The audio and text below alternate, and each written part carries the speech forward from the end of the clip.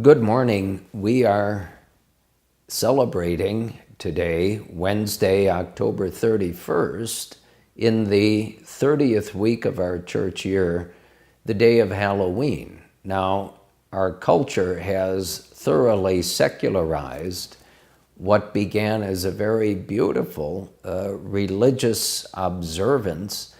And I would like to do two things today. As we mentioned a month or so ago, the last video for each month, I'd like to recap some of the beautiful feasts of saints that we've celebrated in the course of the month, and October has quite a good number of them. Beginning certainly with October 1st, the Feast of the Little Flower, St. Therese of Lisieux. The very next day, the Feast of the Guardian Angels. October 4th is the Feast of the Great Saint, St. Francis of Assisi. In the month of October, we celebrate two relatively newly canonized saints, St. John the 23rd and St. John Paul II.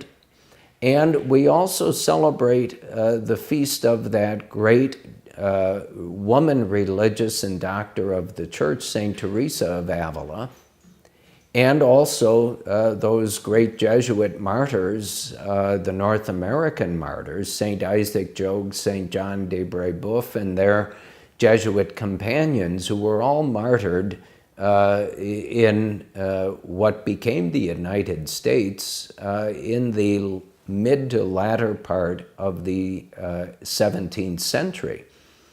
But more to the point, since today is All Hallows Eve, I would like to just remind everyone that Halloween has really had its religious meaning robbed of it by the secular culture.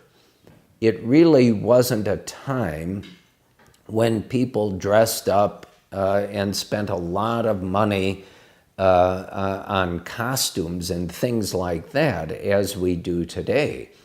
But All Hallows Eve was meant to be a holy vigil leading up to November 1st, which is the great solemnity and holy day of obligation for us of All Saints' Day, when the Church Universal celebrates what we profess in our creed as our belief in the communion of saints.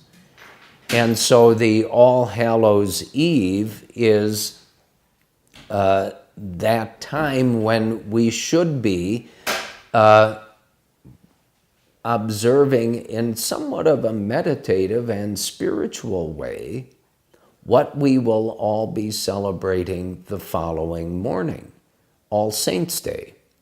And so while I certainly don't want to deprive little children of the fun of going trick-or-treating, I think it's been so taken out of context and so overemphasized that few, if any, people give any notice to the fact that the day that follows is a day of great spiritual and temporal rejoicing throughout the whole church. And we all need to remember in our thoughts and in our prayers all those good and holy people, maybe our parents, relatives, friends, who were great examples to us of living from day to day a faithful Catholic life and have now gone to God.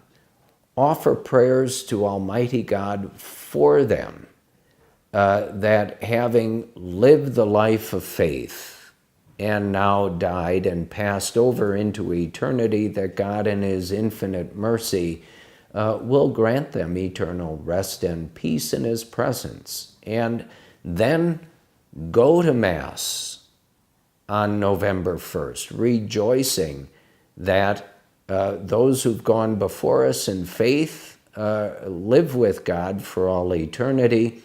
They offer us great signs of hope They intercede for us before Almighty God and on our behalf, and they should also